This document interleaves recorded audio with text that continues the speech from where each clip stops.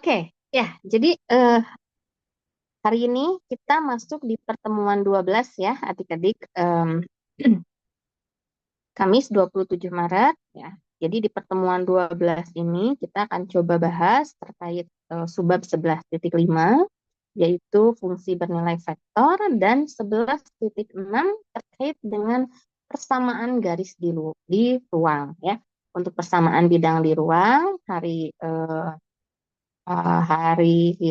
Selasa lalu ya sudah kita bahas dan juga beberapa contoh eh, soalnya baik itu dikaitkan terhadap variasi-variasi dalam menentukan vektor normal. Nah, sekarang di 11.6 itu ada proses konstruksi untuk persamaan garis di ruang ya. Jadi persamaan garis di R2 yang kita kenal itu sudah tidak berlaku lagi ya karena nanti kita lihat apa representasi dari persamaan garis untuk dimensi R3 ya.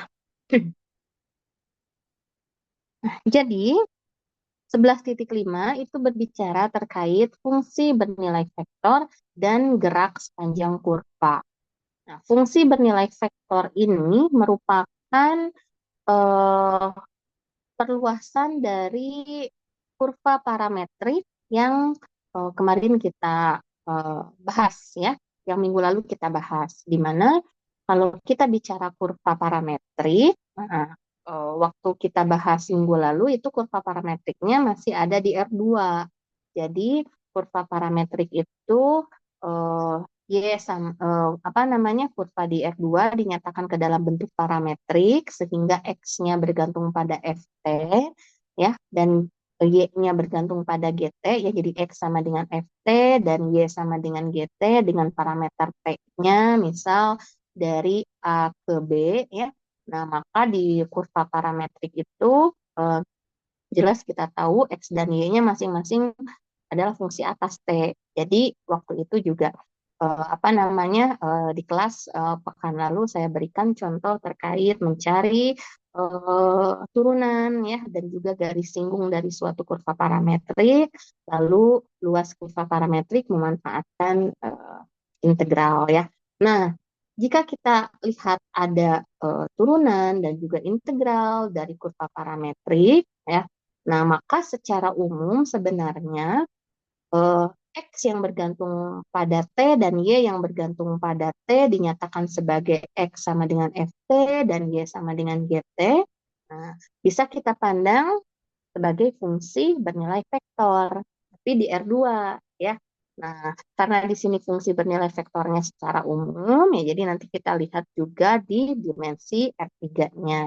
Nah, dengan demikian, tujuan utama dari subbab 11.5 ini, adik-adik harus bisa menentukan bagaimana penyelesaian masalah kalkulus di fungsi bernilai vektor, yaitu menghitung limit, menghitung turunannya, dan juga menghitung integral dari fungsi bernilai vektor.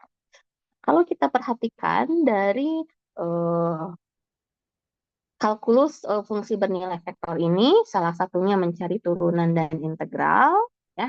Nah, maka fungsi bernilai vektor bisa diaplikasikan terhadap gerak sepanjang kurva, ya, yang dimana nanti fungsi bernilai vektor ini bisa kita pandang sebagai suatu posisi partikel atau kecepatan partikel atau percepatan partikel ya, di mana posisi partikel kalau diturunkan menjadi kecepatan, kecepatan kalau diturunkan menjadi percepatan ya.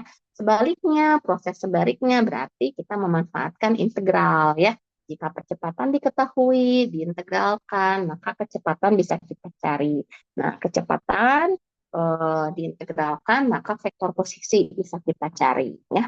Sehingga kita akan melihat bagaimana fungsi bernilai vektor dan gerak sepanjang kurva. Oke, baik. Nah, jadi eh, kalau kita lihat ilustrasi sederhana, ya, ketika kita bahas kurva parametrik di R2, nah maka kan di situ kita belajar bahwa untuk suatu kurva parametrik, Oke, jangan lupa terhadap tiga hal berikut ya. Yang pertama itu titik awal ya. Oke, titik awal, lalu titik akhir ya. Sehingga titik awal ke titik akhir itu menjadi suatu orientasi kurvanya ya. Misal di sini diberikan ya X-nya sama dengan FT, Y-nya sama dengan GT, tentu dengan batasan T tertentu ya. Nah, saat T sama dengan A kita evaluasi ke X dan Y, kita dapat titik awal. Ya, saat T sama dengan B, kita evaluasi ke X dan Y, kita dapat titik akhir. Nah, andaikan suatu partikel itu ya, kita gerakan pada kurva parametrik tersebut, maka tentunya di situ kita punya bagaimana partikel tersebut bergerak melintasi sepanjang kurva. Nah, bayangkan sekarang ini kita perluas ke R3 ya. Nah, kita perluas ke R3. Maka, oke, kita akan punya kurva di R3. Nah, biasanya kan kalau di R3 kita punyanya permukaan ya. Grafik di R2 kita sebut kurva, grafik di R3 kita sebut permukaan. Tetapi karena R2 juga merupakan bagian dari R3 ya. R2 ini kan sebenarnya dia itu bidang XOY ya. Bidang XOY. Nah, jadi kurva itu bisa kita perluas keberadaannya di R3 ya, karena nanti di R3 juga kita bisa mempunyai lintasan dan mengilustrasikannya sebagai suatu lintasan yang dilalui oleh kurva ya. Jadi andaikan sekarang ya kurva di R3 itu dilintasi oleh partikel seperti yang terlihat pada gambar ini. Ya. Nah, katakanlah posisi partikel itu di titik P.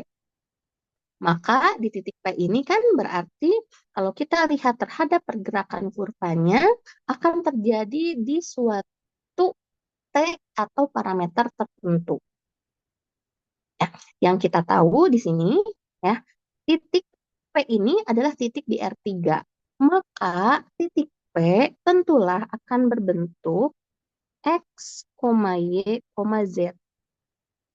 Tetapi karena titik P ini dia bergerak sepanjang kurva biru yang ada di R3, tentulah titik P ini terjadi pada suatu T tertentu. Nah, dengan demikian, kalau kita perluas lagi, titik tersebut terjadi di suatu kurva pada saat parameter T tertentu, maka titik P tersebut bisa kita nyatakan mempunyai vektor posisi. Ya, katakanlah di sini vektor posisinya berbentuk RT, yaitu XT, YT, ZT. Ya, jadi X, Y, Z-nya di sini bergantung atas parameter T. Jadi titik P secara umum dinyatakan sebagai vektor posisi. Nah, kalau kita lihat di sini, RT ini ya, dia memiliki masing-masing komponen X yang bergantung atas T, Y yang bergantung atas T, Z yang bergantung atas T. Maka ya kalau kita pandang dia sebagai pemetaan, ya asalnya parameter T ini ya, dipetakan oleh R, nah menjadi suatu titik X, Y, Z. Ya, berarti ya kalau kita lihat ya, domainnya memang berasal dari parameter T. Domainnya adalah suatu bilangan real, ya, yaitu parameter T.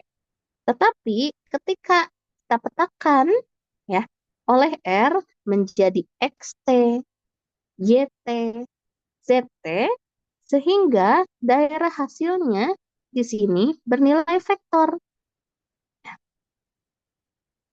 Oke, dari T anggota R menjadi R3, titik di R3. Nah, R3 di sini bernilai vektor. Ya, maka RT kita sebut sebagai fungsi bernilai vektor.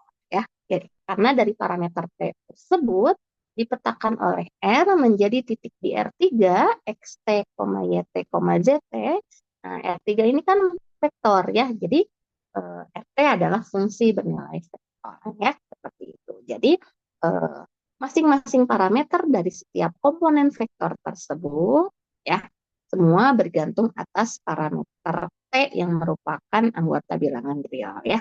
Sehingga memang pemetaan yang terjadi secara umum di sini adalah berarti dari R ya dari skalar itu dipetakan menjadi Rn ya. Inilah fungsi bernilai vektor ya. Dari R menjadi Rn. Rn ini kan range-nya vektor ini. Jadi fungsi bernilai vektor karena dari R ke Rn. Tapi untuk Rn di sini kita hanya akan melihat R2 dan R3 ya. Oke. Nah, dengan demikian, bagaimana bentuk umum dari fungsi bernilai vektor ini?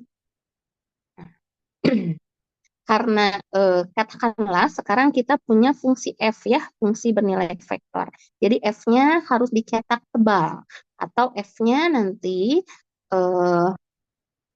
nanti diberikan tanda panah di atas ya. Oke, bisa juga f-nya ditulis seperti ini. Nah, ya, jadi nanti ini adalah simbol fungsi bernilai vektor yang merupakan hasil pemetaan dari suatu parameter T yang ada di selang tertentu ya. T-nya kan anggota bilangan real, dia berada pada selang tertentu ya, menjadi suatu fungsi bernilai vektor ft. Nah, kita lihat di R2 dan R3. Nah, bedanya di R2 dan R3 di sini bukan tingkat kesulitannya ya, tetapi banyaknya komponen. Jadi kalau adik-adik bekerja dengan fungsi bernilai vektor ya, masalah turunan, masalah integral itu masalah fungsi biasa ya, tetapi di sini komponennya jadi banyak ya. Karena di R2 kita punya dua komponen ya. Fungsi bernilai vektor di R2 itu terdiri atas vektor xt, yt atau xti tambah ytj ya dengan t-nya berada pada selang tertentu. Berarti kalau di R3 ada tiga komponen, XT, YT, ZT, atau di sini XTI plus YTJ plus ZTK. Ya, jadi nanti untuk fungsi vektor di R2 kita bekerja dengan dua fungsi atas T, yaitu X dan Y. Sedangkan untuk fungsi vektor di R3 kita bekerja dengan tiga komponen, yaitu X, Y, Z. Ya, jadi kalau turunan ya nanti bekerja sendiri-sendiri ya untuk setiap komponen. Hanya saja di sini memang eh, apa namanya jumlah komponennya banyak sesuai dengan apa yang kita tinjau R2 atau R3. Oke. Nah, jadi kalau hitung limit gimana? Untuk menghitung limit kita hitung per komponen ya karena kan masing-masing sudah menjadi fungsi atas T tersendiri ya. Misal di R2 kita punya FT-nya itu adalah XTI plus YTJ. Jadi, jika XT dan YT di situ mempunyai limit di sekitar X menuju di sekitar T menuju C, maaf ya. Di sini XT dan YT-nya dia punya limit di sekitar T menuju C ya. Maka fungsi bernilai vektor F juga bisa kita hitung limit T menuju C-nya, yaitu limit T menuju C dari fungsi bernilai vektor Ft itu adalah limit T menuju C xt, ini untuk komponen I, ditambah limit T menuju C yt untuk C. Ya. Jadi fungsi xt dan fungsi yt kita hitung masing-masing limitnya. Ya. Tetapi limit ini dinyatakan sebagai bentuk vektor. Ya. Maka kalau misalkan kita tulis ulang, ini jadi vektor ya, tapi masing-masing fungsinya kita hitung limitnya ya. Xt, limit T menuju C, YT. Nah, seperti itu. Ya, jadi hitung. Xt kita hitung tersendiri, YT kita hitung tersendiri. Nah, berarti prinsip kekontinuan pun itu bisa terjadi di fungsi bernilai vektor. Asalkan Xt dan YT-nya di sini juga kontinu. Ya, nah, Xt kontinu di T sama dengan C, berarti kan limit Xt sama dengan Xc. Begitu juga YT kontinu di T sama dengan C, berarti limit T menuju C YT sama dengan YC. Akibatnya, fungsi bernilai vektor f kontinu di C, ya, jika dan hanya jika limit T menuju CFT itu sama dengan FC, yaitu, ya, ini sama dengan XCI ditambah YCJ, ya, di mana ya kalau kita lihat ke kontinuan berarti limit T menuju CXT yang sama dengan XC gitu ya. Nah, jadi dihitung per komponen di sini. Jelas ya adik-adik ya? Oke. Dan YT continue di C ya. Oke.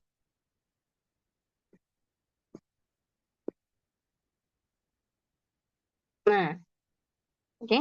Nah, sehingga kalau di R3 bagaimana? Di R3 didefinisikan dengan prinsip yang sama. Hanya saja kalau di R3 berarti kita punya komponen Z ya. Nah, kita hitung masing-masing limitnya. T menuju C dari XT, ini untuk komponen I. Limit T menuju C dari YT, ini untuk komponen J. Limit T menuju C dari ZT, ini untuk komponen K. Ya, karena kalau di R3 kan IJK ya, ada 3 komponen. Nah, jangan lupa ya.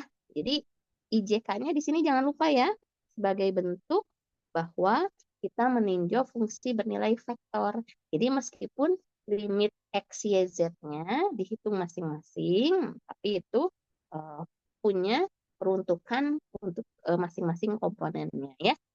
X untuk komponen I, Y untuk komponen J, dan Z untuk komponen K.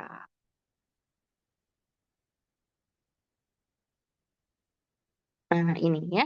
Sehingga memang semakin bertambah dimensi, ya pekerjaan adik-adiknya yang semakin banyak, begitu ya. Kalau R2 hanya 2 komponen, R3 3 komponen. Ya. Oke.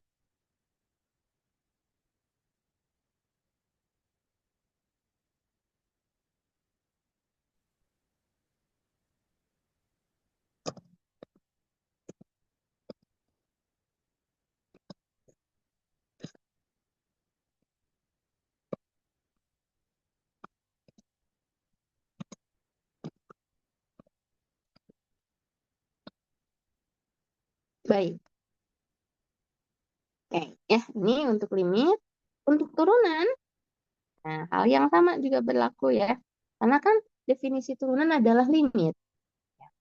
Definisi turunan adalah limit, sehingga di sini menurut definisi turunan, fungsi bernilai vektor f ya itu terdiri atas komponen misal di R2 ya, fungsi bernilai vektor f di R2 itu terdiri atas komponen x dan y yang bergantung atas t ya.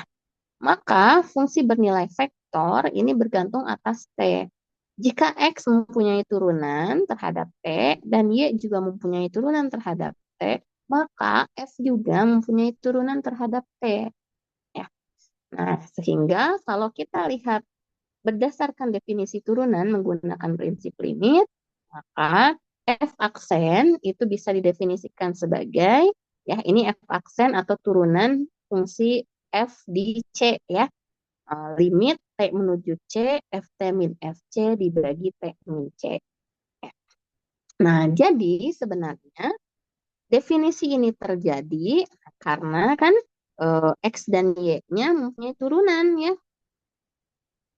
X dan Y-nya pasti mempunyai turunan. Nah, ini turunan di sini ya.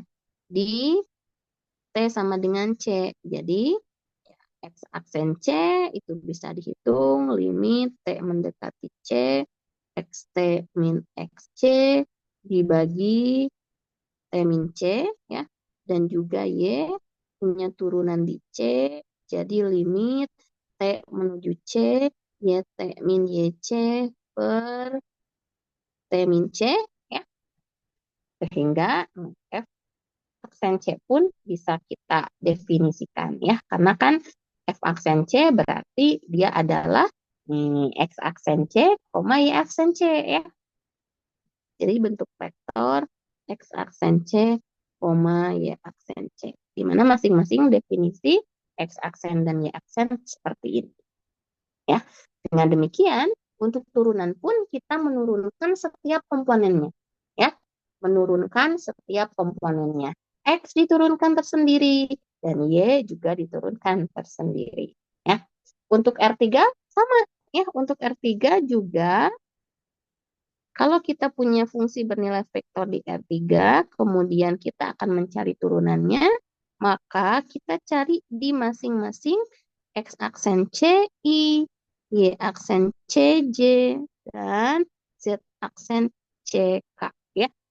Oke, memang saya tekankan kembali, untuk fungsi bernilai vektor ini bukan tingkat kesulitan yang bertambah ya, tetapi komponen kerjanya atau apa namanya adik-adik bekerja lebih banyak ya. Semakin besar apa dimensi fungsi bernilai vektornya ya semakin banyak komponennya. Jadi ketika menghitung limit, menghitung turunan per komponen, ya, oke. Nah ini kan semakin besar dimensinya akan semakin banyak yang dihitung ya. Tapi kita hanya akan melihat R2 dan R3 saja ya. Jadi adik-adik bekerja dengan dua komponen atau bekerja dengan tiga komponen saja.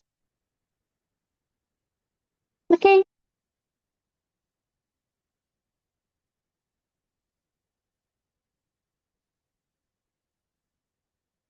Oke, jelas ya? Gampang ya? Oke. Nanti kita lihat contoh. Ada pertanyaan dulu?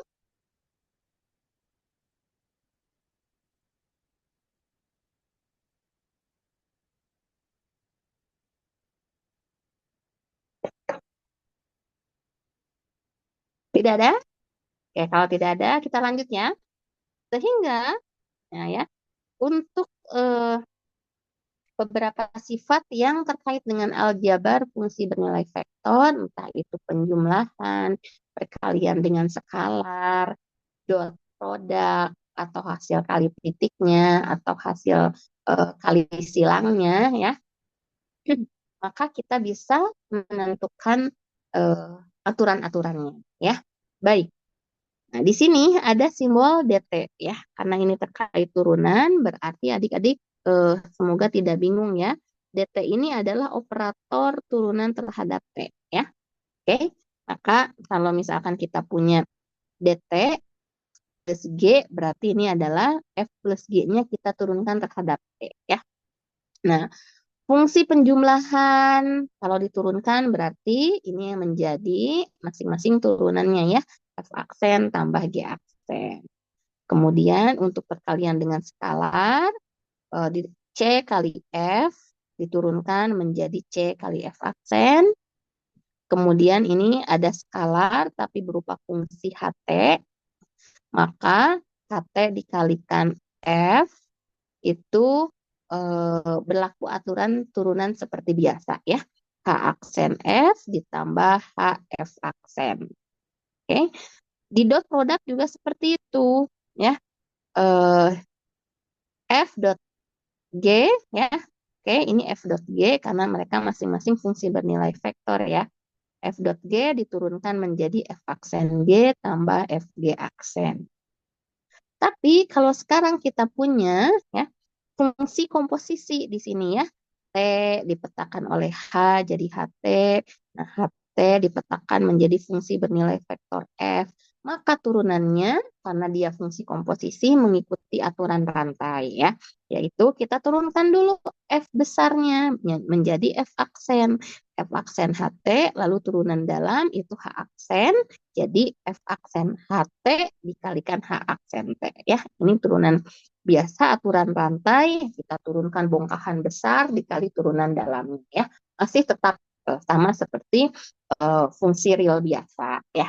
Nah, kalau di cross ya, kalau di cross juga di sini ketika kita menurunkan F cross G itu akan menjadi F aksen cross G ditambah F cross G aksen ya.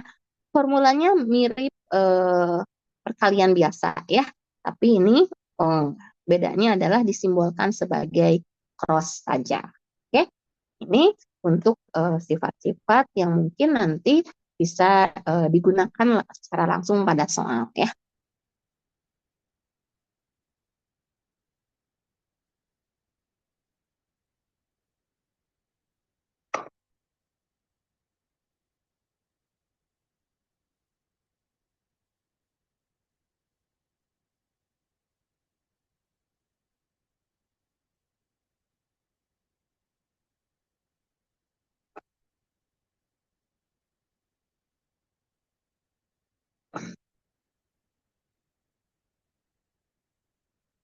Oke, ya. Nah, bicara limit turunan ya. Lalu kita bicara integralnya. Di integral pun sama ya. Kita bekerjanya per komponen. Oke. Jadi kalau f ini fungsi bernilai vektor di R2 yaitu xti plus ytj, maka integral ft dt itu adalah integral xt dt i ditambah integral yt dt j. Ya, jadi memang bekerja per komponen, baik untuk limit, turunan, ataupun di sini integral. Oke, gampang ya. Secara teori memang prinsip limit turunan integralnya kan adik-adik sudah tahu ya. Dan fungsi parametrik ini adalah fungsi satu peubah. Tetapi dia jadi bernilai vektor, komponennya banyak. Ya.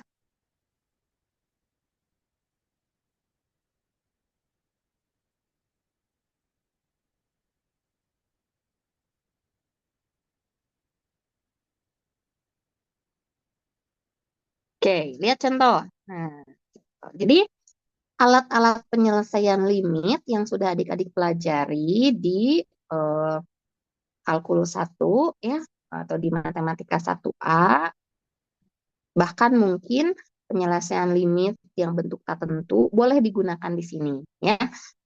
Hanya saja memang nanti adik-adik menyelesaikannya per komponen. Mungkin ada yang diperlukan ketika menghitung limit per komponen. Per komponennya, misal ada aturan L'Hopital, atau ada aturan operasionalan, atau ada aturan pembagian dengan pangkat tertinggi, atau pemfaktoran, ya itu boleh diterapkan untuk perhitungan limit per komponennya. Karena pada dasarnya berarti kalau kita menghitung limit fungsi bernilai vektor, kita menghitung limit per komponen.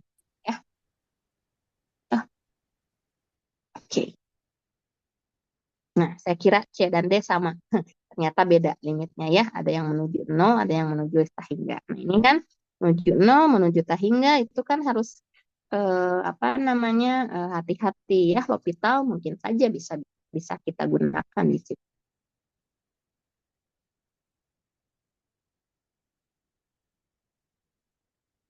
Oke, okay. Kita lihat ya.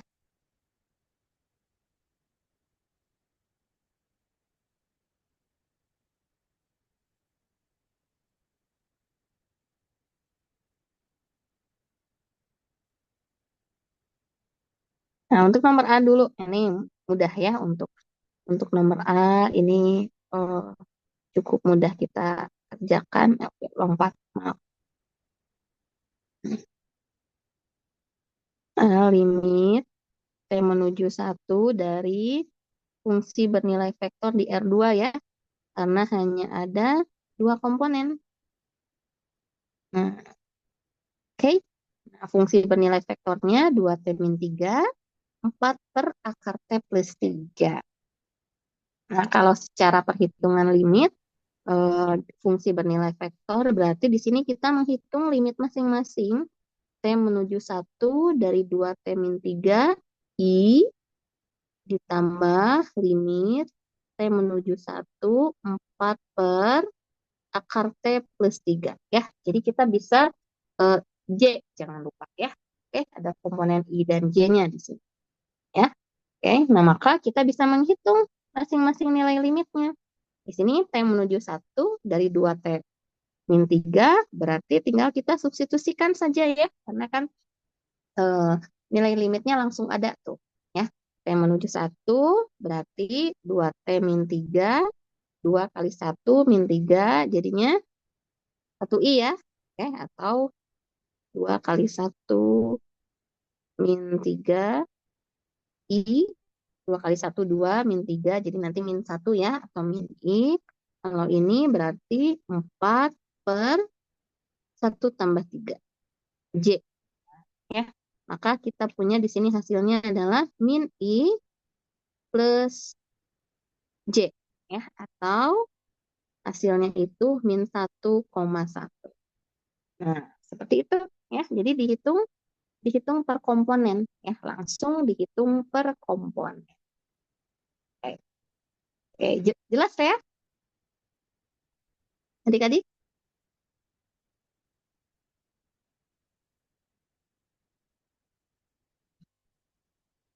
Sudah cukup jelas ya?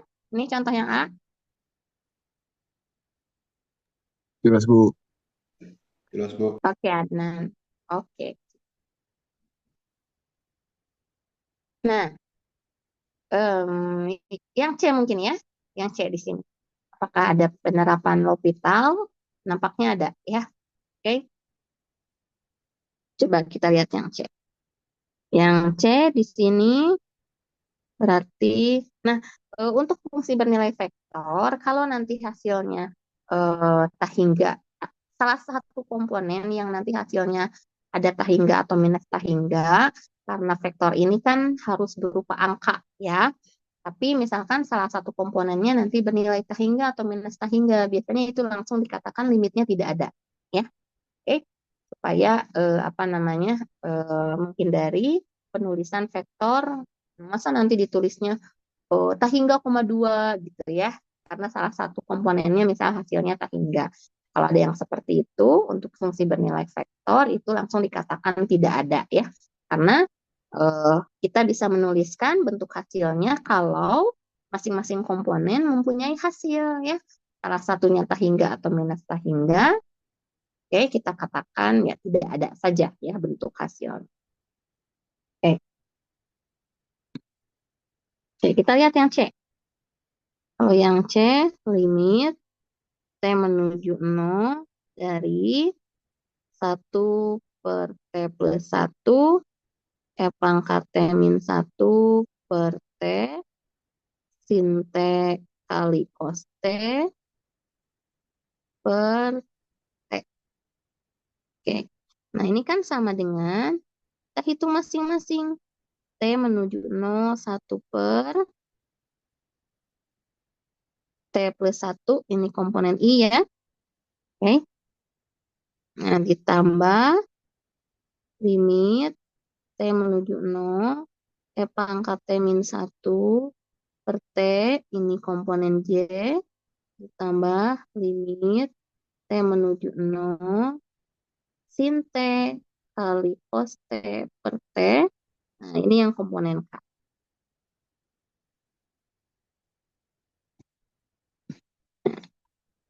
Ya, ini komponen K. Oke. Nah, jadi jangan lupa di situ ya, komponen I, J, dan K. Nah, kalau kita lihat komponen I, nah ini bisa dihitung langsung ya. Limit T menuju 0, 1 per T tambah 1, berarti 1 per 0 tambah 1. Hasilnya 1. Atau di sini hasilnya kita tulis 1I gitu ya. Oke. Tapi kalau kita lihat komponen yang J, limit T menuju 0, kalau kita masukkan, nah ini misalkan kita apa namanya butuh uretan di sini ya. Nah, kalau kita perhatikan limit T menuju 0, E pangkat T min 1 per T, nah ya, ini bentuk apa keluarnya? 0 per 0. Nah, bentuk 0 per 0 ya, betul. Jadi bentuk 0 per 0 tapi tidak bisa difaktorkan, berarti kita harus pakai L'Hopital ya. Boleh di sini kita pakai L'Hopital untuk masing-masing komponen. Maka kalau pakai L'Hopital berarti limit T menuju 0, yang bagian atas diturunkan jadi apa? E pangkat T. E pangkat T, yang bagian penyebutnya 1. 1. Oke, jadi hasil limitnya berapa? Satu. Satu, betul, Raffi. Satu, ya. Nah, maka ini, nah hasil yang ini, nih, ya, satu. Berarti kita bisa tulis di sini ditambah satu J, ya. Oke. Hmm. Yang Kak sekarang, ya. Yang Kak, kalau perlu, ya kita oret dulu gitu ya. Limit T menuju 0, sin T cos T, atau ini walaupun ini apa mau kita sajikan, tinggal kita lihat ya. Perhatikan perhitungan tiap komponen.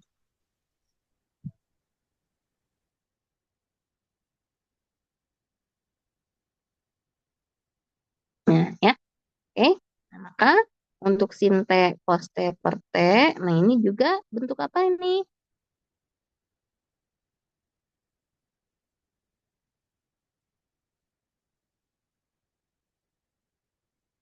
0/0 juga kan? Ya. Jadi kita bisa L'Hopital. Tapi supaya L'Hopitalnya itu sederhana, ya, apa namanya? hmm, Boleh kita ubah dulu bentuknya, ya. Di mana kalau kita perhatikan sin T kali cos T kan punya bentuk lain ya. Oke, ada yang ingat bentuk lainnya apa?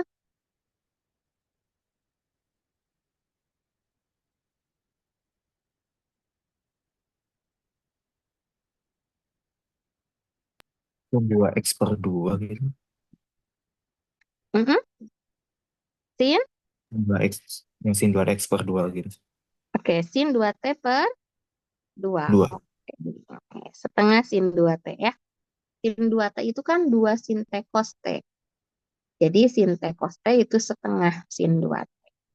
Dibagi T ya. Nah ini maka bentuk 0/0 dan L'Hopitalnya kita terapkan di sini biar lebih gampang. Limit T menuju 0, turunan sin cos ya. Jadi cos 2T dikali 2 kali setengah dibagi 1. Nah, ya. Jadi hasil limitnya berapa?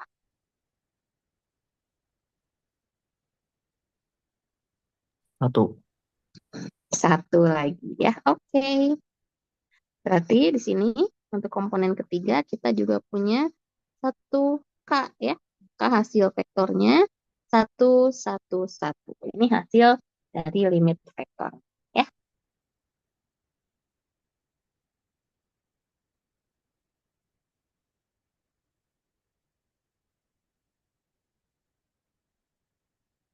Oke, kalau limit yang ini kan langsung aja ya, tidak saya tulis di sini tiap komponennya karena ini bisa dihitung langsung. Kalau yang lain ya,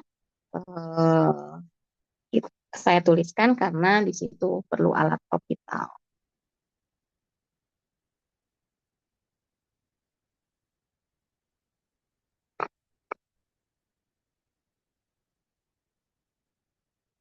Nanti untuk T menuju Tahingga juga ya, kalau nanti ketemu bentuknya Tahingga per Tahingga, nah adik-adik juga boleh memanfaatkan L'Hopital ya. Dihitung masing-masing per komponennya.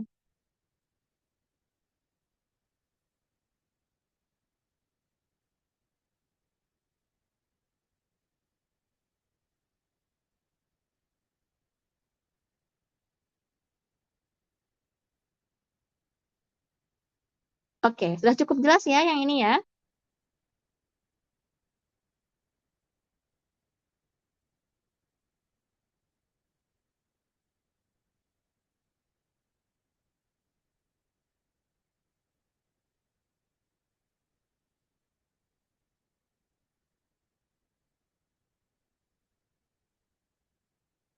Oke, ini hitungan limit. Selanjutnya, coba kita lihat untuk perhitungan turunan.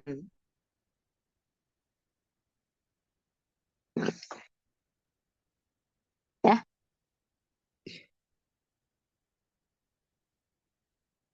jadi memang nanti adik-adik bisa menjumpai fungsi bernilai vektornya. Ada yang dituliskan sebagai vektor seperti ini ya. Atau untuk yang limit kan diminta menghitung seperti ini. T pangkat 3, len 2T. Ya, dicari turunannya. Ada juga yang sudah dipisahkan komponen I, J, K-nya. Itu sama aja ya sebenarnya. Kan nanti juga T pangkat 3 I tambah len 2T J ya. Ini masalah penulisan saja. Nanti adik-adik bisa tetap bekerja per komponen.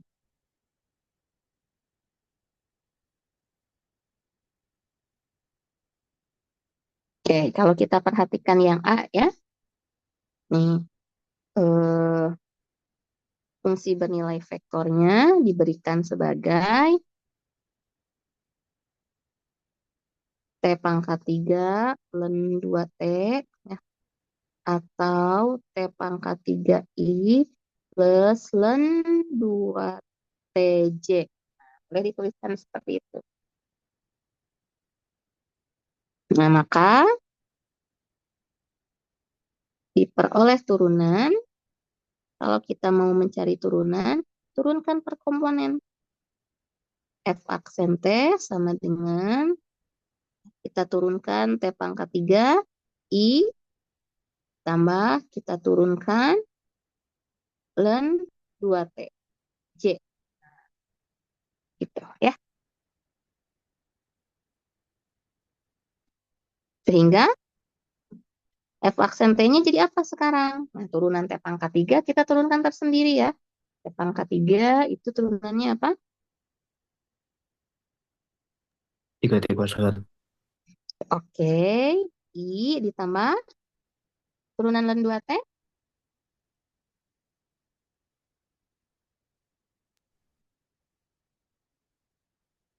1/2 T. kali 2. 2. 2. Oke, betul. Kan turunan len itu 1/, ya. Oke, sifat. Ingat lagi sifatnya ya. DDT dari len UT gitu ya. Berarti ini 1/UT dikalikan U aksen T. Ya. Jadi 1/2T berarti ini UT-nya 2T ya. 1/2T dikalikan turunan 2T itu 2. Oke. Nah, jadi kalau kita lihat seperti ini, ya, F aksen T-nya bisa kita tuliskan sebagai 3T kuadrat, 1/T, ya.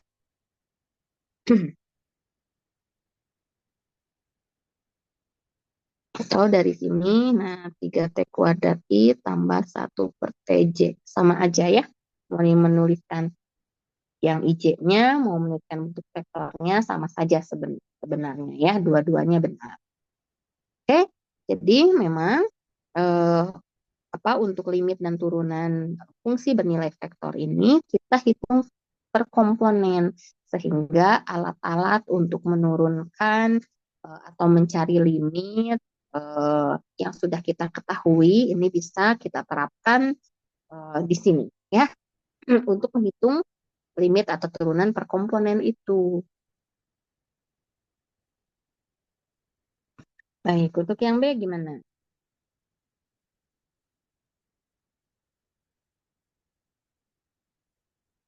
GT T per T kuadrat plus 1I. Berarti ini kalau mau cari turunannya, pakai aturan pembagian ya. Ditambah sin 2T C. Jadi nanti diturunkan sin 2T tambah E pangkat T kuadrat K. Nah, diturunkan E pangkat T kuadrat ya. Nah, pakai sifat juga tuh. DDT dari E pangkat UT. Ini dia turunannya, ya dia sendiri kan kalau eksponensial tinggal dikalikan U aksen T. Oke, maka ini turunannya apa G aksen T-nya? Diperoleh turunan ya. G aksen T sama dengan turunan dari T per T kuadrat plus 1 I ditambah turunan dari sin 2T J ditambah turunan dari E pangkat T kuadrat K.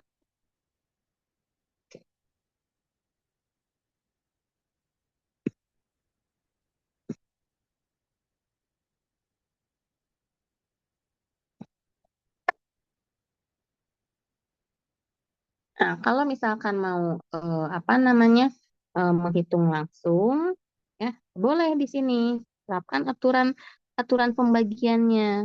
U aksen T dikurangi U P aksen ya. Jadi T-nya U, T kuadrat plus satunya V di situ ya. Ini kan pakai aturan pembagian diturunkannya. Kita terapkan di situ. Dibagi T kuadrat. T kuadrat plus 1 dikuadratkan. Ini untuk komponen I. Nah, untuk komponen J, turunan sin 2T. Turunan sin cos. Nah, kalikan 2 ya. Cos 2T kali turunan 2T, yaitu 2. Untuk komponen J, turunan E pangkat T kuadrat jadi apa? 2T E pangkat T kuadrat. Oke, 2T E pangkat T kuadrat ya. Turunannya ya dia sendiri, E pangkat T kuadrat dikalikan turunan T kuadrat, yaitu 2T ya. K, sudah kita tinggal sederhanakan saja. Ya, kita tinggal sederhanakan, ini kan jadinya T kuadrat tambah 1 dikurangi 2T kuadrat. Jadi kita punya min T kuadrat tambah 1 per T kuadrat tambah 1 dikuadratkan, ini komponen I, ditambah 2 cos 2TJ, ditambah 2T E pangkat T kuadrat. Ya, jadi ini adalah G aksen T.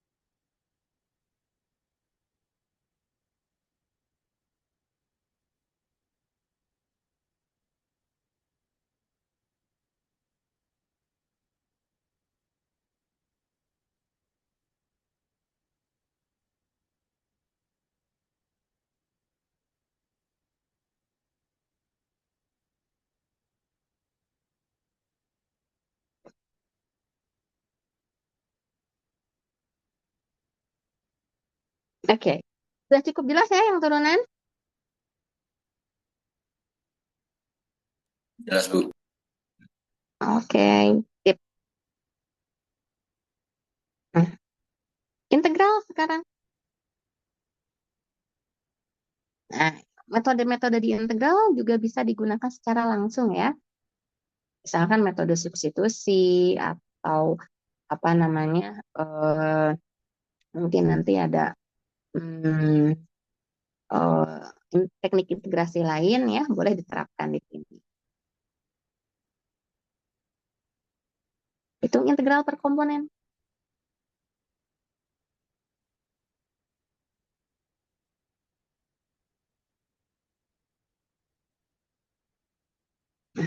Oke, mungkin di sini ada E pangkat, ada cos. Nah, kita juga bisa gunakan sifat ya, sifat yang integral power gitu ya. U pangkat R DU ini menjadi 1 per R tambah 1 U pangkat R plus 1 tambah C ya, dengan R-nya tidak sama dengan min 1 ya.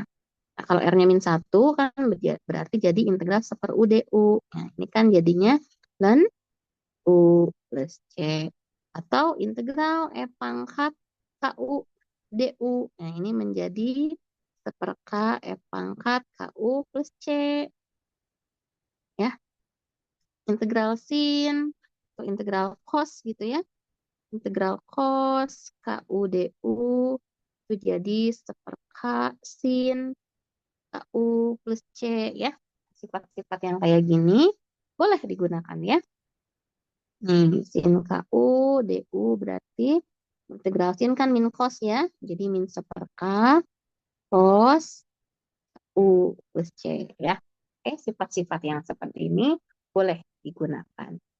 Jadi, ketika kita misal meninjau di sini, integral 0 sampai 1, 2T, E pangkat 4T, min cos 3T dt, berarti sama saja ini kita menghitung 0 sampai 1, 2T dt, I, ya. Oke, ini untuk komponen I, ditambah 0 sampai 1, pangkat 4T dt, ini untuk komponen J, ditambah 0 sampai 1, min cos 3T dt, komponen K. Ya. Nah, kita tahu kan, integral 2T apa?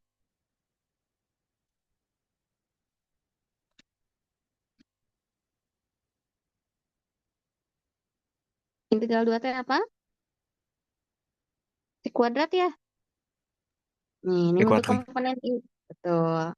Kalau integral E pangkat 4T? 1/4 E pangkat 4T. Hmm. Sip. 1/4 E pangkat 4T. Oke, nanti evaluasi 01. Jangan lupa ini komponen J ya. Mbak, min cos 3T dt integralnya apa? Min 1/3 sin 3T. Oke, sip. Min 1/3 sin 3T. Ya, evaluasi di 01. Jangan lupa komponen K ya. Jadi, kalau misalkan mau memperlihatkan perhitungan per komponennya, jangan lupa IJK-nya ya. Kalau misalkan mau dituliskan ke dalam bentuk vektor, berarti ini ya akan sama dengan hmm, nah, seperti ini, 2T dt 0 sampai 1, pangkat 4T dt 0 sampai 1 min cos 3T dt ya. Nah, di dalam vektor ya eh, cantumkan tanda koma di situ ya. Kalau misalkan mau per komponen jangan lupa IJK-nya. Nah, kalau per komponen ini kan enak ya. Kita bisa lihat satu per satu. Nah, seperti ini juga enak juga gitu ya. Tapi jangan lupa di sini bentuk vektornya ya. Oke, silahkan kalau masalah penulisan saya tidak mengikat adik-adik ya. Asal saja di situ eh, apa namanya jangan sampai tertukar aja komponennya gitu ya. Baik,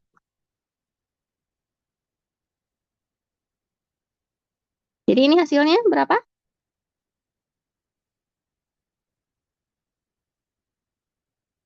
I kan ya? Oke, ditambah berapa nih? Yang J? E pangkat 4/4. Oke, 1/4, pangkat 4. Oke, dikurangi. Sin 3/3. Jangan lupa, ini evaluasi di 0 berapa? Pangkat 0. 1. 2/1/4. 1. Oke, berarti dikurangi 1/4 ya. Ini untuk komponen J, lalu ini yang untuk komponen K, min 1/3 sin 3 ya. 3. Hmm. Dikurangi Min plus sepertiga sin 0, 0, 0 ya. Jadi ini cukup min sepertiga. Nah, seperti itu. Jadi hasilnya apa? Di hasilnya 1,1/4 pangkat 4 min 1 ya, min sepertiga sin 3. Sudah seperti ini ya. Oke, sama saja ini kita kembalikan ke bentuk vektor ya. Penulisan IJK ini supaya kelihatan kita hitung per komponennya ya. Mau langsung dihitung di dalam bentuk vektornya juga boleh ya.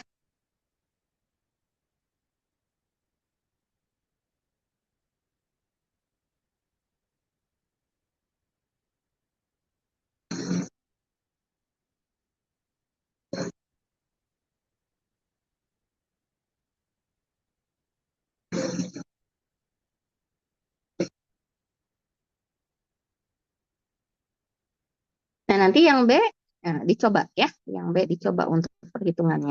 Yang B, kalau yang B di sini pakai penulisan per komponen IJK ya.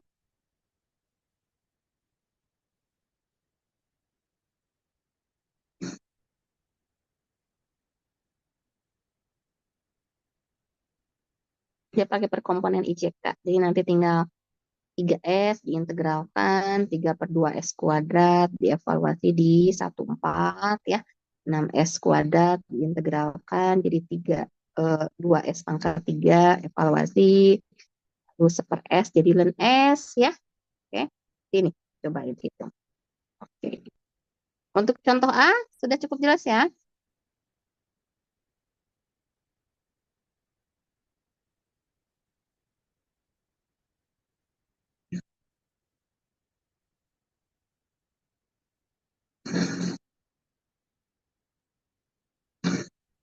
Oke ya, jadi perhitungan limit, turunan, dan integral, lihat penyelesaian per komponennya. Ya, jadi di sini adik-adik perlu perhatikan, kalau di R3 berarti menghitung limit turunan integralnya 3 kali ya, untuk setiap komponen tersebut.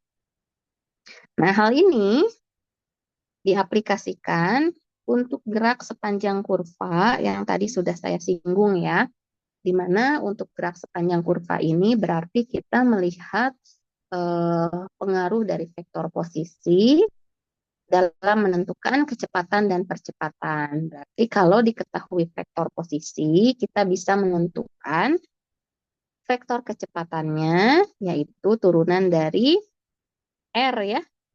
Vektor kecepatan itu turunan terhadap T dari vektor posisi, dan kalau percepatan berarti turunan dari eh, kecepatan, atau di sini karena kecepatan itu turunan terhadap vektor posisi, jadi percepatan itu adalah turunan kedua ya dari vektor posisi. Maka kalau kita lihat gerak sepanjang kurvanya di R2, yaitu R-nya XT, YT ya, atau XTI tambah YTJ, maka vektor kecepatannya PT-nya adalah R aksen T atau X aksen I tambah Y aksen T ya. Untuk kecepatannya berarti di sini turunan kedua ya, karena kan untuk vektor percepatan A dia adalah turunan dari V itu adalah turunan dari R, maka vektor percepatan turunan kedua R. Maka untuk vektor percepatan itu isinya adalah X double aksen TI tambah Y double aksen TJ. Ya, oke, gampang ya. Ini tinggal mengaplikasikan bentuk turunannya. Oke, itu aja saya kasih contoh. Nah,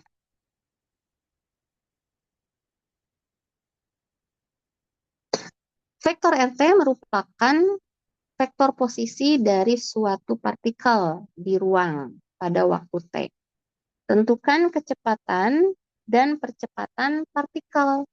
Kemudian tentukan laju dan arah gerak partikel pada waktu T yang diberikan.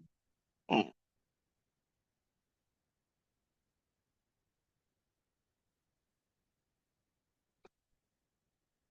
Baik. Nah, eh, kita di sini, oke, untuk menentukan eh, kecepatan, berarti turunan pertama ya. Oke, jadi kalau kita lihat kecepatan turunan pertama, oke langsung saja apa namanya kita kerjakan untuk contohnya ya. Misal di sini kita lihat yang nomor A,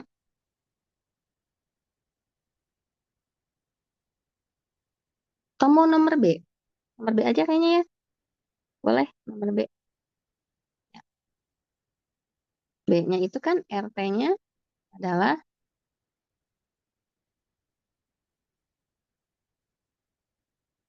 3 cos TI tambah 2 sin TJ tambah 4T plus 1K.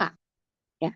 Nanti T yang diberikan untuk menghitung laju dan arah gerak partikel ya. Oke. Maka diperoleh, baik, nih, kecepatan. Oke, kecepatan itu adalah vektor V, yaitu turunan dari RT. Yuk, cara langsung ini isinya apa? V ini. Berarti kan turunan dari 3 cos ya. Oke. Turunan dari 3 cos T, maka kita punya min 3 sin T, J, oke, ditambah, maaf, I, ya. Itu kan komponen I. Oke, min 3 sin I ditambah turunan dari 2 sin T. Turunan dari 2 sin T berapa? 2 cos.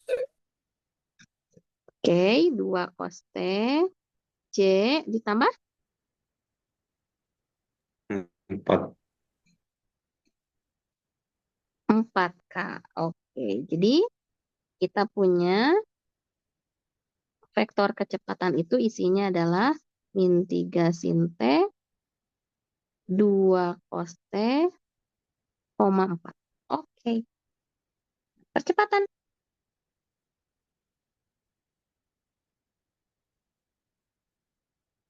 Kecepatan apa? A. Oke, turunan dari V. Oh, kita kan sudah punya V-nya ya. Oke, berarti tinggal kita turunkan dari V. Nih, maka turunan per komponen ya. Turunan per komponen min 3 sin T diturunkan min 3 cos T I ya, berarti 2 cos T diturunkan jadi min 2 sin T J, nah 4 diturunkan jadi 0 ya. Oke, 0K di situ. Jadi kita punya vektor percepatan itu adalah min 3 cos T, koma min 2 sin T, koma 0. Ya, seperti itu. Oke, ya, jelas ya, gampang ini. Kecepatan dan percepatan sudah ketemu. Nah, sekarang laju dan arah gerak. Laju. Oke. Laju itu apa sih?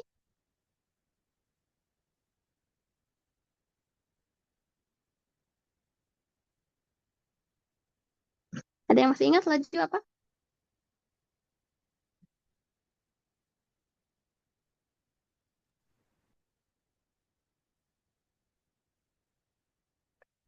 Laju itu adalah besarnya apa, Raffi?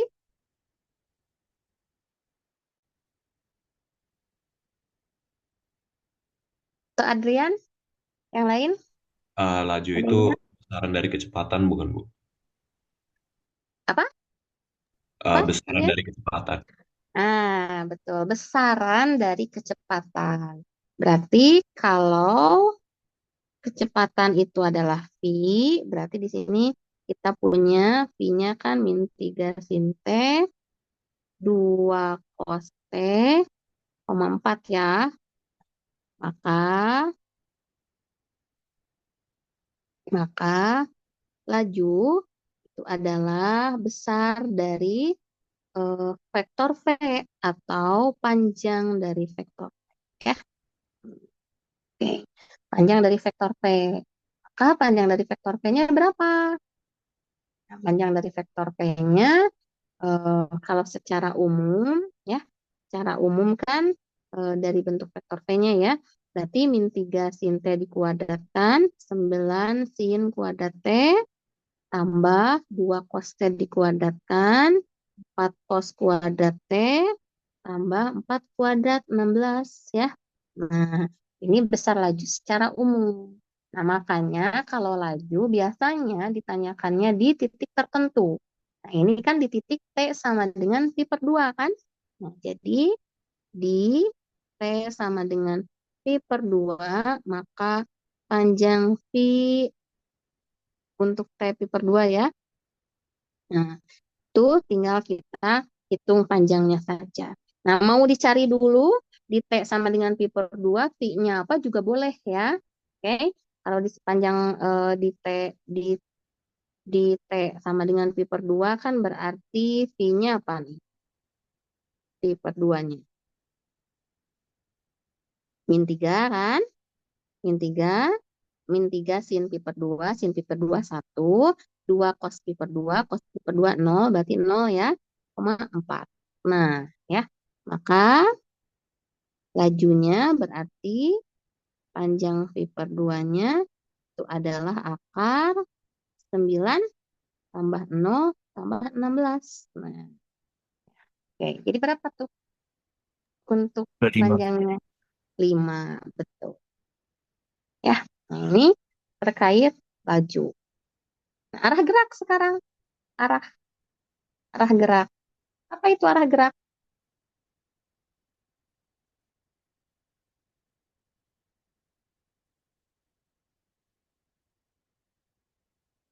Kalau arah gerak kita melihat apa? Kecepatan. Oke, kecepatan. Ya,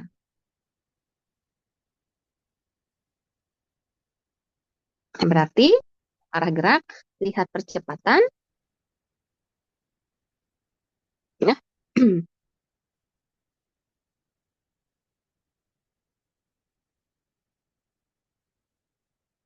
Oke, arah gerak. Berarti di sini eh, di T sama dengan pi per 2, maka A saat pi per 2-nya berapa? Min 2J. Berapa? Min 2J. Min 2J. Oke, atau di sini 0, min 2,0 ya. Oh, min 2J. Sip. Jadi dia arahnya itu ke bawah ya. Oke. Maaf, kok ke bawah? Kalau misalkan kita lihat di koordinat R3,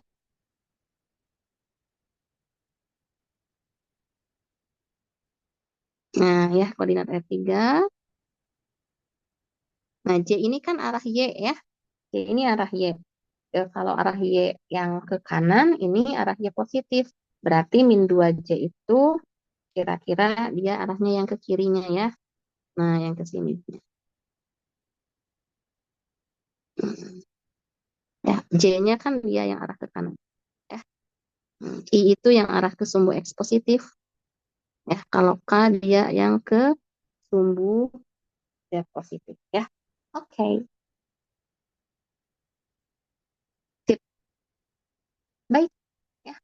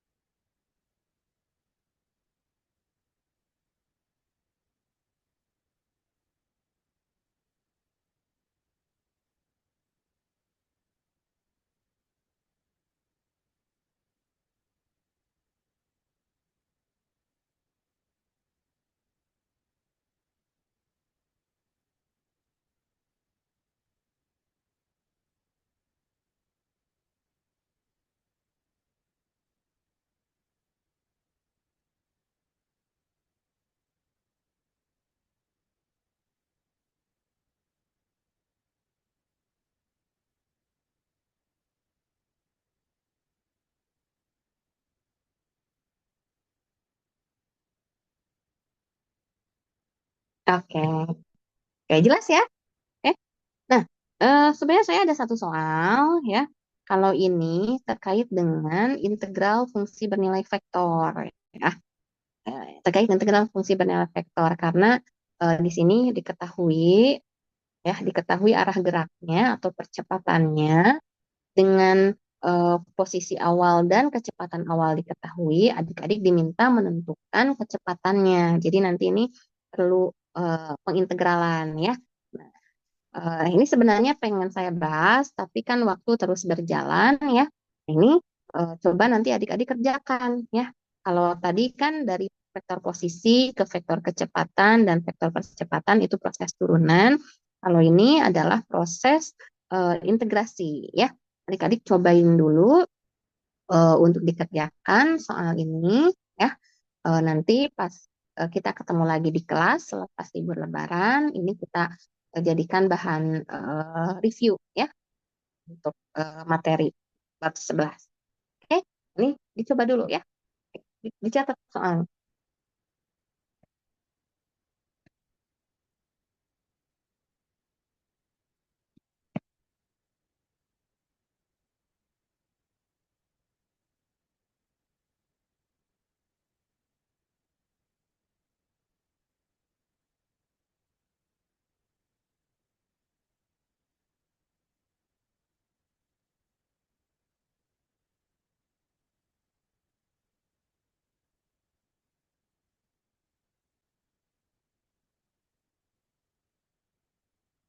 Oke, ya sudah ya.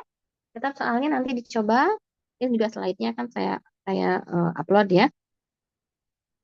Nah, sekarang kita lihat ini sebenarnya kalau adik-adik sudah paham prosedur mencari persamaan bidang di ruang, ya prosesnya hampir mirip, ya hanya saja ada perbedaan istilah, ya di mana untuk garis dan garis singgung di ruang, persamaan garis yang nanti kita akan lihat itu bukan persamaan garis layaknya persamaan garis di R2.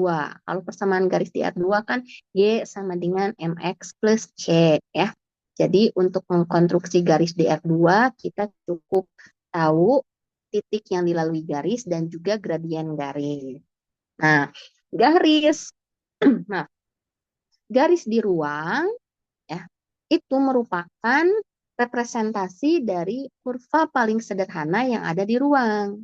Nah, adik-adik kan sudah tahu tadi di awal saya sudah menjelaskan bahwa kurva di ruang itu dituliskannya dalam bentuk fungsi bernilai vektor atau setiap komponennya itu memiliki parameter. Jadi fungsi bernilai vektor itu kan berarti X, Y, Z-nya bergantung atas T. Nah, sehingga bentukan persamaan garis di ruang itu tidak sama seperti garis biasa di R2. Bentuk persamaan garis di ruang itu mengikuti fungsi bernilai vektor atau yang dinamakan bentuk parametri. Ya, kalau parameternya nanti kita eliminasi, kita punya bentuk lain yang dinamakan bentuk simetri. Ya, oke. Jadi hilangkan persepsi bahwa kalau persamaan garis di ruang itu bukan Y sama dengan Fx per C ya. Bukan. Tetapi kalau persamaan garis di ruang itu segala bentuk kurva ya, segala bentuk kurva yang ada di ruang itu pasti bentuknya parametrik begitu ya. Oke, segala bentuk kurva di ruang ya, garis, nanti juga parabola ada sebenarnya di ruang ya. Kita pelajari nanti pas integral garis ya. Nah, terutama di sini garis juga nanti bentuknya adalah kurva parametrik. Oke? Oke. Sekarang kita konstruksi. Nah, ya. Kemarin waktu kita konstruksi persamaan bidang di ruang, yang harus adik-adik lihat itu adalah titik yang dilalui bidang dan juga vektor normal bidang, di mana vektor normal ini tegak lurus terhadap bidang tersebut. Ya, kalau dua hal tersebut sudah diketahui, ya, titik yang dilalui dan vektor normal, maka kita bisa konstruksi persamaan bidangnya dengan prinsip bahwa vektor normal tegak lurus bidang.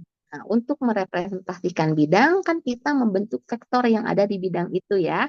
Kalau kita punya vektor yang ada di bidang, maka vektor yang ada di bidang tegak lurus vektor normal. Prinsip dot kita gunakan di situ ya. Nah, kalau konstruksi persamaan garis, di sini yang harus kita punyai adalah titik yang dilalui garis. Oke, titik yang dilalui itu selalu pasti ada ya. Oke. Asumsikan titik yang dilalui garis adalah x0, y0, z0 ya. Karena sekarang di ruang berarti titik P ini bentuknya x, y, z ya. Oke. Dan garis di ruang itu harus punya vektor arah ya. Oke. Katakanlah vektor arahnya adalah vektor ABC. Ya. Vektor V yaitu vektor ABC. Oke. Ini dinamakan vektor arah garis. Jadi, untuk mengkonstruksi persamaan garis di ruang, kita harus punya titik yang dilalui garis dan vektor arah garis. Kalau untuk persamaan bidang, titik yang dilalui bidang dan vektor normal bidang. Ya, oke, gampang ya. Oke, membedakannya ya. Ini yang namanya nanti vektor arah berarti dia menjadi arah dari garis tersebut. Artinya, setiap vektor yang ada di garis itu akan searah dengan vektor arah garis. Jadi, setelah kita punya titik yang dilalui garis dan vektor arah garis, kita harus bisa konstruksi suatu vektor yang ada di garis. Karena kan vektor arah kita bandingkannya dengan vektor lagi kan. Nah, dengan demikian kita harus mengkonstruksi itu suatu vektor yang ada di garis yang nantinya karena V jadi vektor arah garis, maka vektor yang ada di garis itu akan searah dengan vektor V. Sehingga proses selanjutnya adalah memisalkan sebarang titik yang ada di garis. Kita misalkan sebarang titik yang ada di garis itu adalah X, Y, Z. Jadi kita bisa mengkonstruksi vektor PQ ya, yaitu Q min P ya. Isinya nanti X min X0, Y min Y0, Z min Z0 ya. Nah, ini adalah vektor yang ada di garis.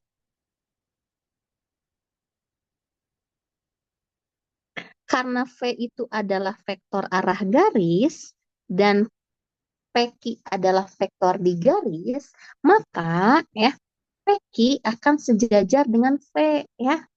Nah, kalau sejajar dengan V, ini V ya, ini vektor PQ, berarti V dan PQ ini saling berkelipatan.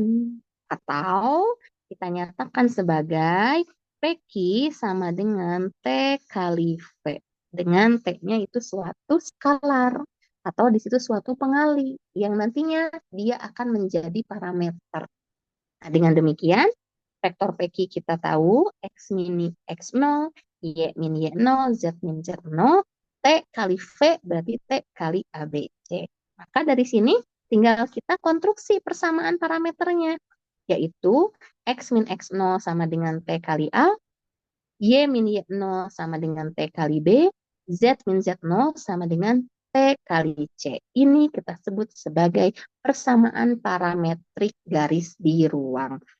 Atau ada juga yang menyatakan ya persamaan parametrik ini sebagai X sama dengan X0 plus A kali T, Y sama dengan Y0 plus B kali T, Z sama dengan Z0 plus C kali T. Boleh ya. Oke, mau seperti ini dinyatakannya atau mau seperti ini ya, boleh. Nah, tapi kalau misalkan kita lihat persamaan parameter yang seperti ini, oke, di sini kita bisa dapat clue bahwa X0, Y0, Z0 adalah titik yang dilalui, A, B, C adalah vektor arahnya ya. Jadi konsisten bentuk persamaan parametrik dengan apa yang diketahui begitu ya. X0, Y0, Z0 titiknya A, B, C ini adalah vektor arahnya. Jadi memang ketika adik-adik sudah tahu titik yang dilalui dan vektor arah, persamaan parametrik ini cukup cepat untuk kita konstruksi ya. Jadi kalau soalnya isian kan bisa cepat tuh ngisinya ya. Cuman kalau soalnya esai tetap harus kita perlihatkan langkah per langkahnya ya, terutama di sini terkait dengan eh, vektor di garis yang sejajar dengan vektor arah. Oke. Sekarang T-nya kalau kita eliminasi, ya, T-nya kalau kita eliminasi, maka kita akan dapat beberapa ya. Nih, dari persamaan pertama, T itu adalah X min X0 per A ya. Nah, dari persamaan kedua, T itu adalah Y min Y0 per B. Dan dari persamaan ketiga, T itu adalah Z min Z0 per C. Nah, ya. Kalau kita ambil bentuk yang ini, ya. Nah, ketika tidak ada T-nya, maka ya, bentuk tersebut dinamakan bentuk simetrik, ya. Oke, sehingga nanti mungkin soal akan mengarah ke sana, ya. Yang diminta bentuk apa? Bentuk parametrik atau bentuk simetrik, ya. Kalau bentuk parametrik yang seperti ini. Masih ada T-nya ya. X sama dengan X0 plus AT, Y sama dengan Y0 plus DT, Z sama dengan Z0 plus CT. Ini bentuk parametrik. Kalau bentuk simetrik, T-nya udah tidak ada ya. Atau semua persamaan ini, T-nya kita keluarkan, jadi X min X0 per A sama dengan Y min Y0 per B sama dengan Z min Z0 per C. Nah, ini adalah persamaan simetrik. Di sini juga terlihat X0, Y0, Z0, titik yang dilalui A, B, C, vektor arahnya. Ya,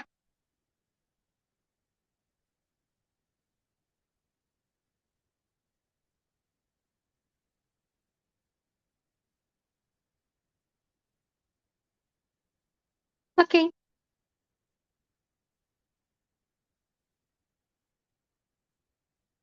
Nih, latihannya.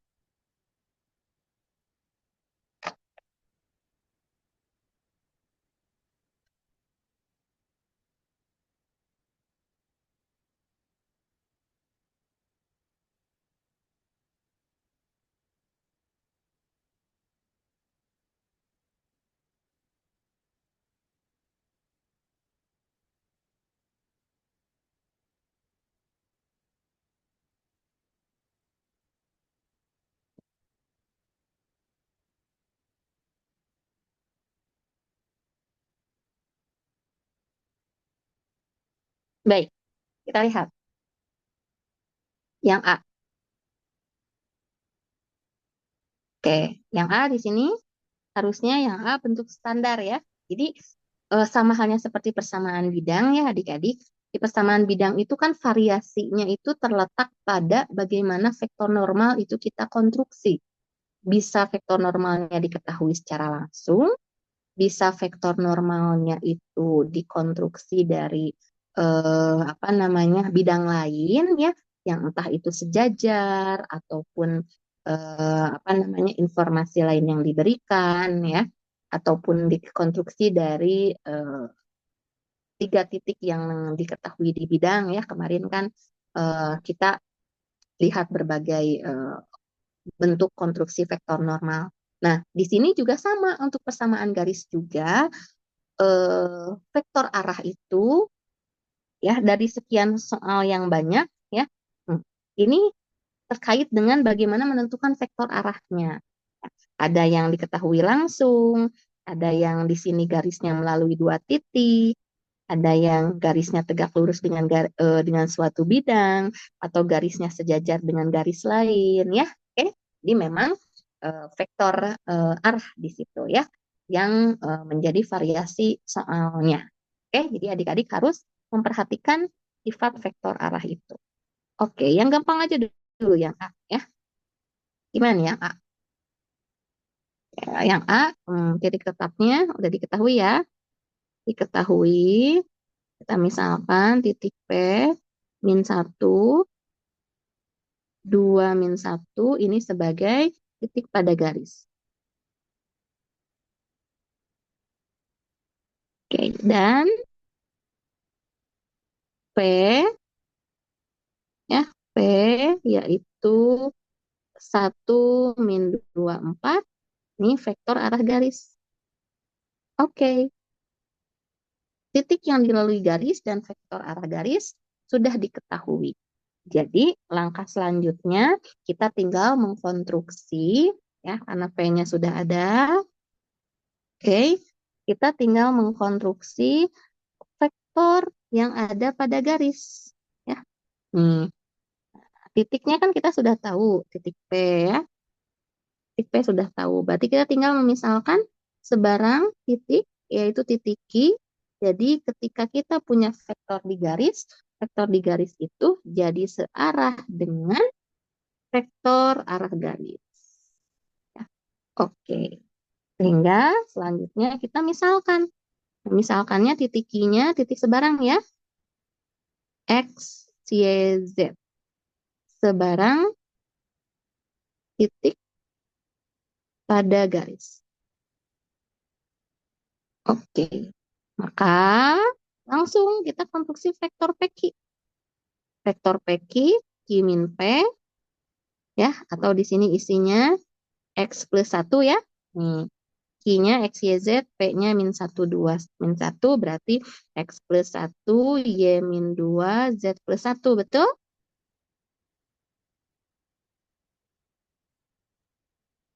Betul ya? Oke. Nah, ini adalah vektor pada garis. Nah, V itu vektor arah garis. Oke, sehingga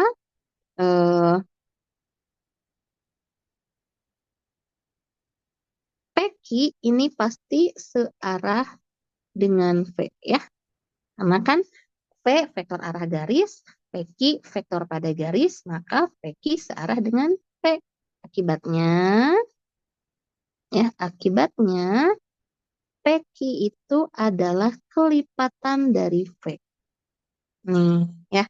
Jadi, kalau bentuknya nggak harus dihafal ya. Cukup adik-adik tahu prosesnya aja. Titik yang dilalui, vektor arah, konstruksi vektor di garis, lalu vektor di garis searah dengan V. Jadi, mereka saling berkelipatan ya, yang ini. Nah, tinggal masukkan. Yang diminta adalah persamaan parameter ya. Oke, yang diminta persamaan parameter. Jadi, kita tinggal melihat X plus 1, Y min 2, Z plus 1, itu sama dengan T kali 1 min 2, 4. Ya. Jadi, persamaan parameter garis,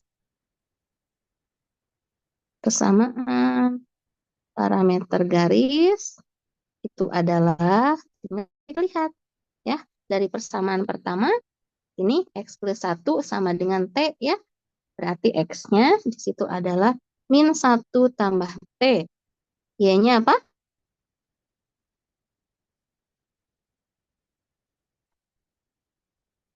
2 min 2T kan? Z-nya adalah min 1 plus 4T. Jadi di sini terlihat ya, terlihat min 1, 2, min 1 titik yang dilalui, lalu 1 min 2, 4 vektor arah ya. Oke, seperti itu cara melihat.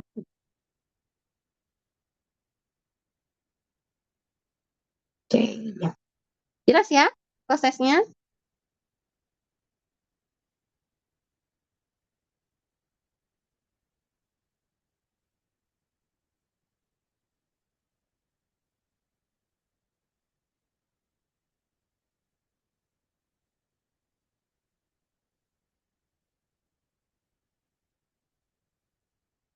Oke, satu lagi. Oke, coba yang nomor B. Nanti yang lainnya kita bahas saat di kelas ya.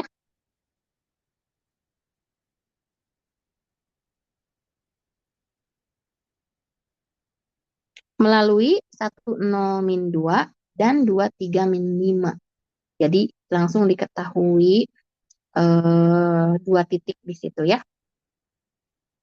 Berarti kalau titik pada garis kan udah diketahui, bahkan ada dua. Nah, yang belum kan vektor arahnya. Nah, bagaimana mengkonstruksi vektor arah tersebut dari dua titik ini?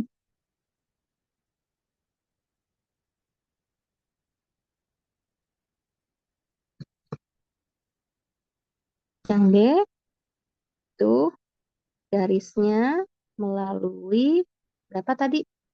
1, 0, -2 dan berapa ya?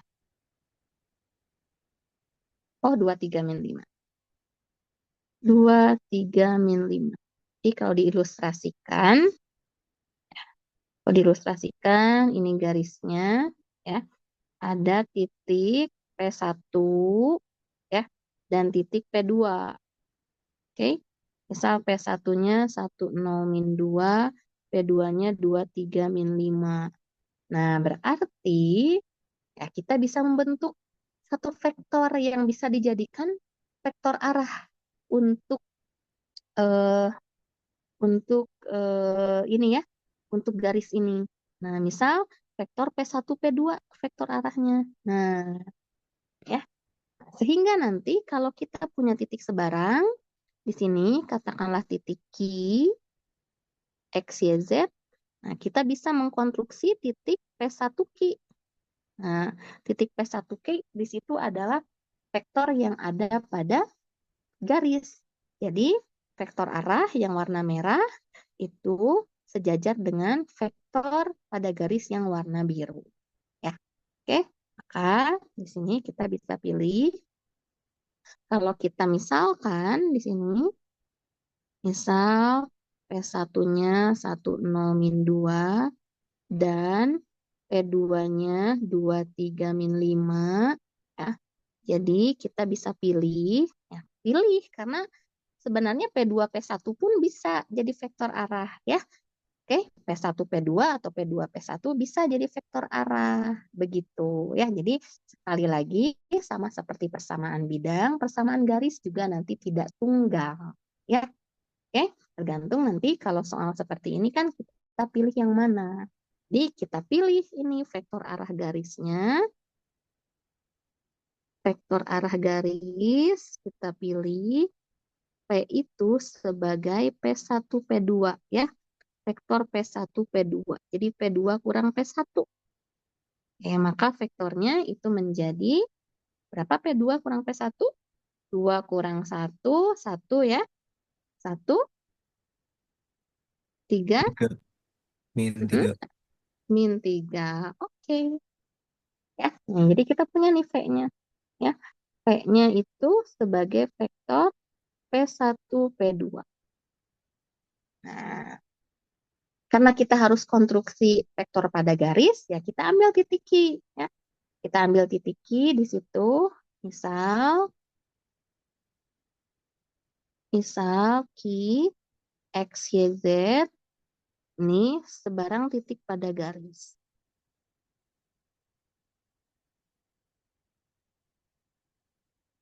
Oke, jadi kita bisa mengkonstruksi di sini eh, vektor P1Q ya, yang warna biru. Vektor P1Q tuh yang warna biru. Ya. Maka vektor P1Q atau di sini Q min P1 ya, yang isinya adalah jadinya X min 1, Y min 0, Z plus 2, ya, atau cukup dituliskan X min 1, Y, Z plus 2 boleh. Ya, ini menjadi vektor yang ada pada garis.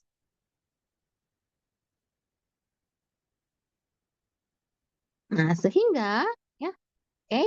Nah, sama halnya dengan sekarang kita sudah tahu apa namanya vektor arahnya, maka di sini PQ akan P1Q, maaf ya, P1Q akan searah dengan V. Ya, akibatnya P1Q itu sama dengan T kali V. Atau P1Q-nya adalah X min 1, Y, Z plus 2, sama dengan T dikali 1, 3, min 3. Ya, jadi persamaan parametriknya apa? Persamaan parametriknya adalah X sama dengan 1 plus T ya. 1 plus T, Y sama dengan 3T, dan Z sama dengan min 2, min 3T. Ya, di sini terlihat nih. 1, 0, min 2, 1, 0, min 2, ini titik tetapnya ya. Atau di sini P1 kita ambil titik tetapnya. 1, 3, min 3, ini adalah vektor arahnya. Nah, seperti itu ya.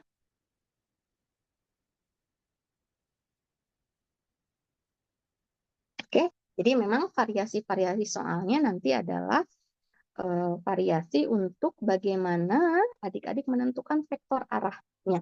Ya. Ya, jadi tidak tunggal nanti. Vektor arahnya kan di sini bisa P1, P2 ya. Bisa P1, P2, kemudian titik tetapnya juga bisa diambilnya P2, begitu ya. Jadi tidak tunggal, tidak masalah ya. Kan namanya juga persamaan parameter.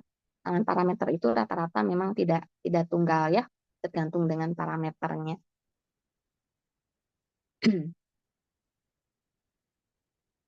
Oke, nanti untuk yang lain, karena waktunya sudah habis, untuk yang lain adik-adik bisa coba sebagai latihan ya. Garisnya melalui 2, min 1, 1, dan tegak lurus dengan bidang. Jadi kalau diilustrasikan, ya ini bidangnya, ya garisnya tegak lurus bidang. Ini bidangnya ya. Adik-adik kan sudah saya ajari apa namanya? Kalau kita punya persamaan bidang, kita bisa dapat langsung vektor normal dari persamaan bidangnya. Nah, katakanlah ini bidang. Nah, bidangnya itu adalah berapa? X plus 3Y min 3Z. Oke, ya.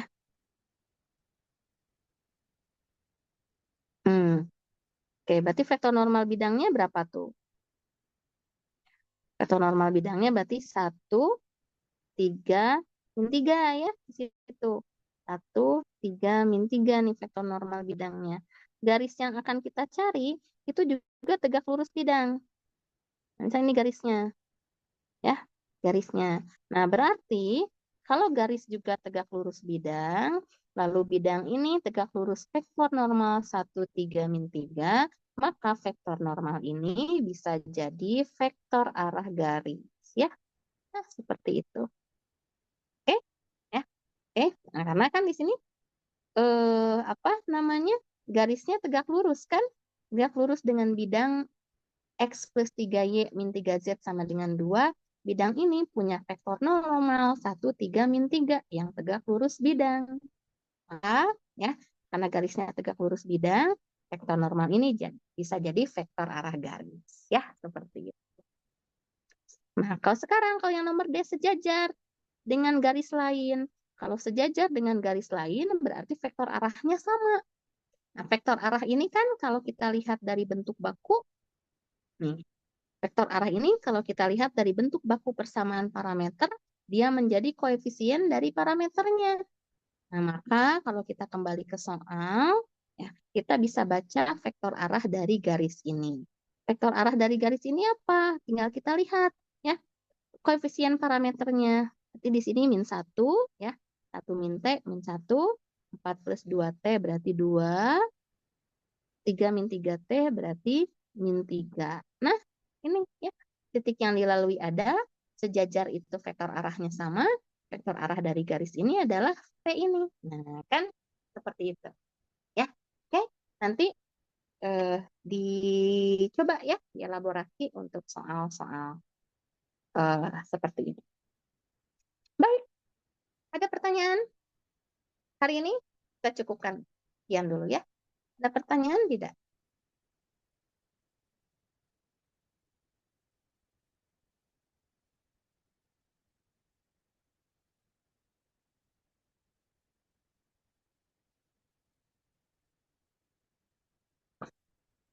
Tidak ada?